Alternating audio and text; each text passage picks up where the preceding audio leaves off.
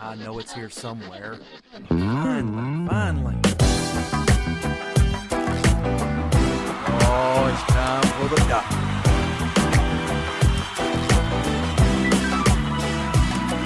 You're listening to Dr. Bill, the computer curmudgeon. Take it away, Doctor. Well, it's that time again, and the doctor is in. It's time for another Dr. Bill, the computer curmudgeon NETCAST. And I'm glad you could join us once again this week as we get into some good techie things, very techie. And we are proud members of the Tech Podcast Network, techpodcast.com. If it's tech, it's right here on Dr. Bill, the computer curmudgeon. Now, I always say that, and I sometimes I go by it so quickly that you may not feel the sincerity in my heart over the fact that we are very proud members of the Tech Podcast Network. I really appreciate all the guys, Todd Cochran and Angelo, and all the folks, I can't name them all, that are at Raw Voice Media, that are behind Tech Podcasts and the Blueberry Network. I love saying Blueberry. It's spelled kind of interestingly. Blubrry, Blueberry. But we're there as well. And there's just so many good things going on there. And there's stuff coming in the future that I can't talk about yet. It's a secret. But cool stuff's coming. So, also another thing that Tech Podcast does, get my tongue working. You know, sometimes I think Granny on the Beverly Hillbillies needs to prune my tongue. She was always threatening to do that. I don't know what good it would do, but it sounds kind of bad. Maybe I don't want that done. Anyway, I digress.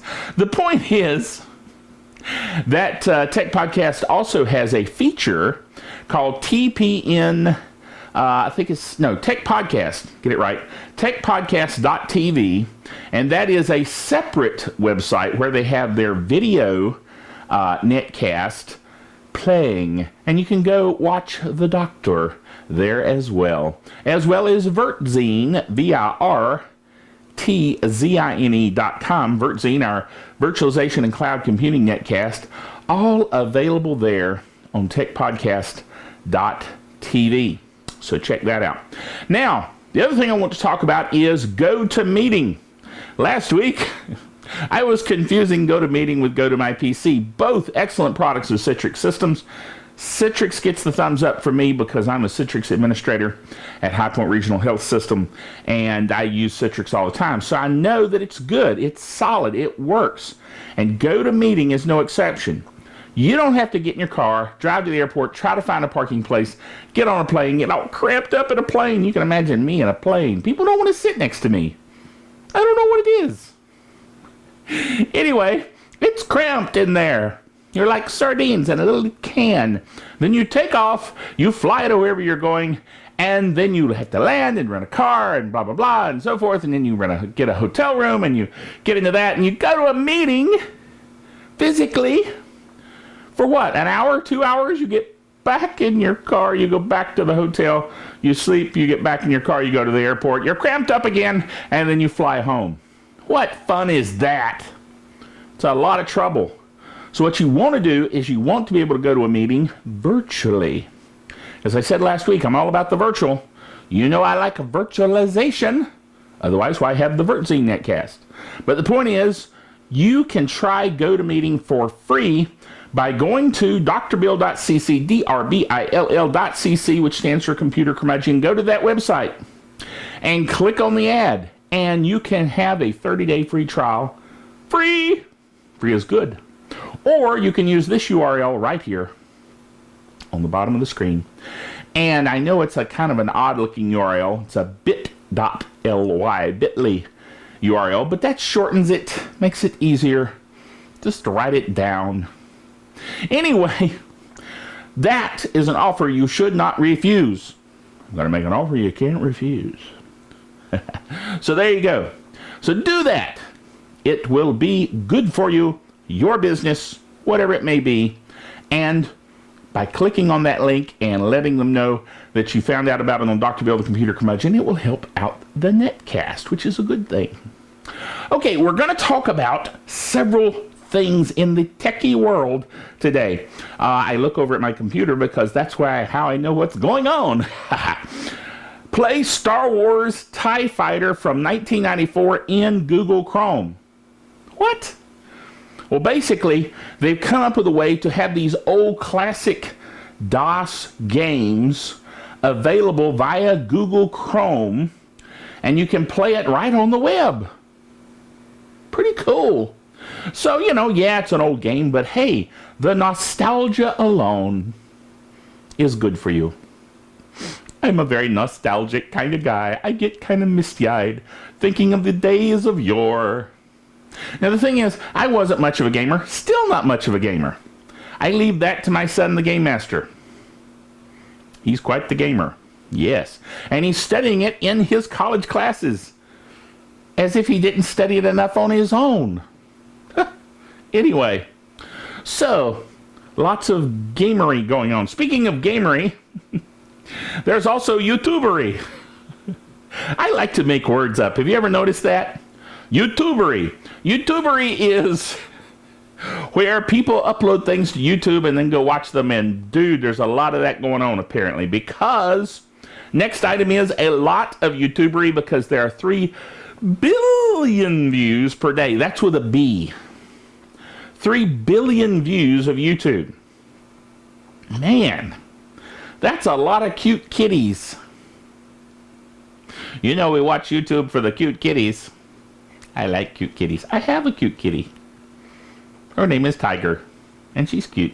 You may have seen her before on the NETCAST. If you go back several NETCASTs where I was doing it in the living room, you'll see her wandering around. She does that, and she sleeps a lot. But she also likes to come over, and it's kind of funny. She'll come over and she'll kind of nudge up against me like, hello, I'm here, pet me. What's up with you? Why aren't you petting me? And I go, okay. So I pet her, and she's like, dude, better. All right. Next item, Skype service crashed earlier. Now, this was on May the 26th, as I wrote this blog article.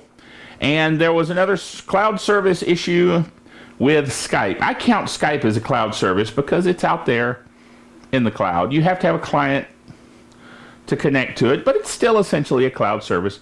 But they were having problems. Matter of fact, Skype has had several problems this week. We'll talk more about that in a little bit. Next item, help! I lost my Windows 7 profile. Now, this happened to me, and I must admit, I was bummed. I was rather severely bummed, because I logged into Windows as I normally would. Actually, let me back up a second on this story. My stories get a little long. I was at work. I was using my laptop. Everything was fine. The technical term being hunky-dory. Okay. It was fine. I logged out of my laptop. I powered it down, closed it up, brought it home, powered it up, and everything was gone. I was like, what? My icons were gone. My documents were gone. My preferences were gone. My background screen with the Star Trek Enterprise was gone. I was not happy. Now, the thing is, I knew it was really probably still there. So I went to see users, found my username. Sure enough, all the files were still there. But my profile had become disassociated from my username. Don't you hate it when that happens? I'd never had it happen. So I was like, what's up with this? So I went online. The great thing about the internet is everything's out there. All the knowledge of mankind throughout the ages is out there on the internet. And some junk, too. Matter of fact, a lot of junk. So you got to be careful. But anyway, so I'm out there and I'm surfing and I'm looking for an answer. And I found the answer. I found the answer to my profile problem. So I have it in the blog. The blog, of course, being drbill.cc. Yes, I told you about that earlier. CC standing for Computer Curmudgeon, which, of course, I am the Computer Curmudgeon. So that's why, never mind. Anyway, the answer is in there. You have to have privileges. You run regedit. You navigate to HKey, local machine, software, Microsoft Windows NT, current version profile list. Simple, right? Yeah. Then you find your profile key. And I know your profile key, everyone remembers their profile key just right off the top of their head, right? No, they don't. But you look for a profile key that has a .BAK extension. That's back, as in backup. Then you find the key by the same name without the .back, and you delete that one. Do not listen to the doctor. Do not delete the one that has the .back. That would be bad. Delete the one without the .back, okay? By the same name other than the .back. Got it? Okay? Okay. Then rename .back. Take the .back off of it, okay? Now you reboot your system. And when you reboot your system, ta-da! Sound effects. Don't you love them? Anyway, you have your profile back. And I immediately did a registry backup and a system restore point just because I was getting a little paranoid. Yeah! Yes. Geek Software of the Week. Geek Software of the Week this week is JDiskReport.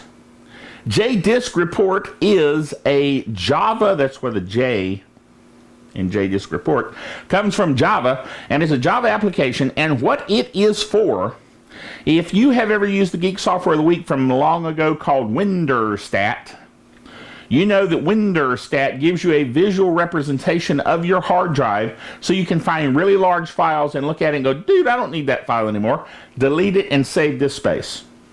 Okay? Very nice program.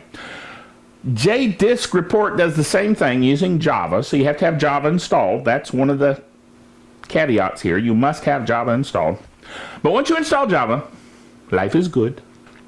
Then you install this application, and it gives you a graphical representation of your hard drive and allows you to go in and clean it up. Do a little spring cleaning of the hard drive, which is a good thing. Yes. So, good program. Free, of course. All right. Next item. The continuing story of Skype's woes. I mentioned Skype earlier. Didn't go into a lot of detail because I knew we had this coming up.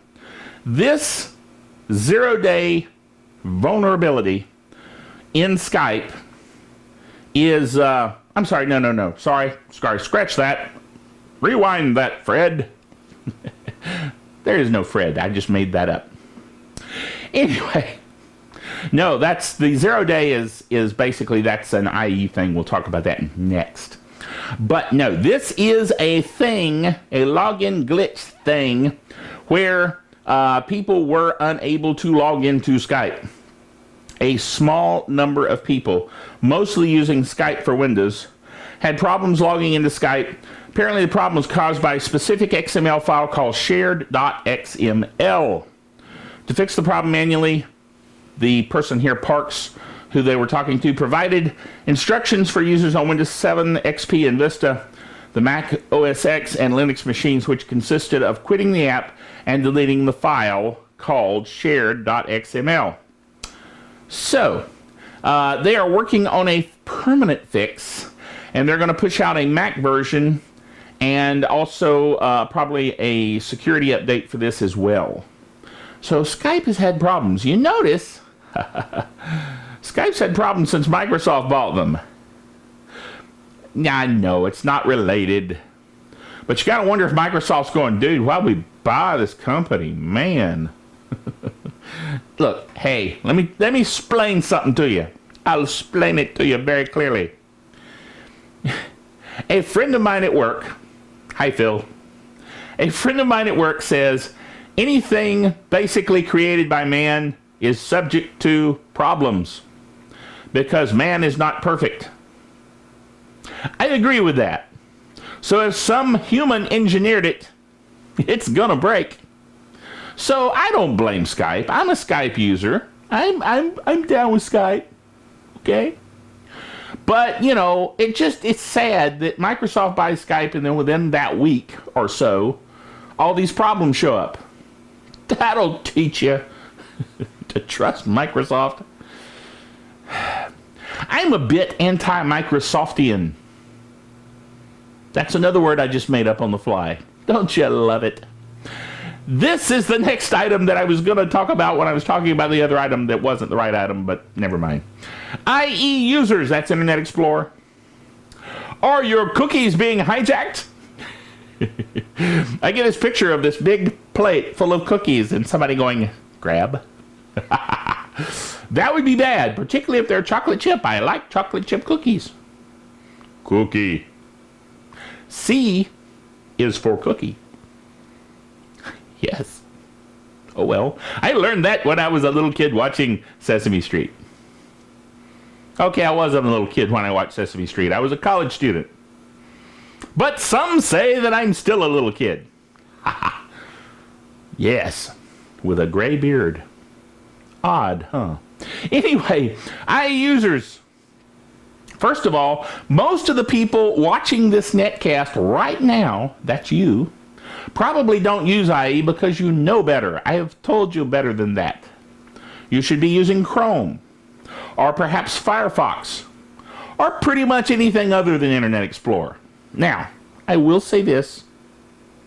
Internet Explorer 9 is much better than previous versions of Internet Explorer. However, it still has this zero-day problem. A zero-day problem is a problem that is, they found it, there it is, today, and there's no fix for it. Meaning it's still a security problem. They haven't fixed it yet. Okay, so this zero-day problem is that you can have your cookies hijacked if you use Internet Explorer, which is a bad idea anyway, to use it.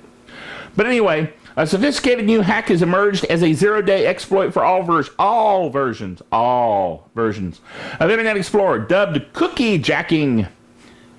They made up a word too. It is a way for hackers to take control of the user's browser identities and thus be able to impersonate them on Facebook, Twitter, or any encrypted bank or retail site. That's bad. I mean, really? Yeesh. They play off the familiar clickjacking term. Cookiejacking happens when a hacker gets a user to drag and drop an item on a website enabled for the hack. It was discovered by Italian security researcher Rosario Vallata, who presented his findings at 2 European security conferences earlier this year before publishing them on his blog. Given the nature of the attack and the specificity of the attack, don't you love words like specificity? Is this something that Internet Explorer users really need to worry about? If you're an Internet Explorer user, you probably aren't worried because you're clueless. So, don't worry.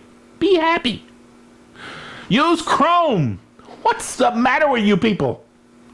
Anyway, I'm in quite a strange mood, huh? You know, I've just reflected on something about that. I very often say, I'm in kind of a strange mood. I think there's a pattern to the strange moods. Yes. Being Dr. Bill is very strange, as you might imagine.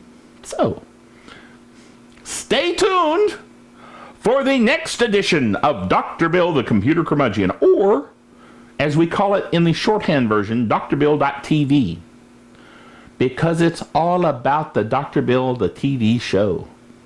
Yes. So join us next time. Remember, until then, the doctor is out of here.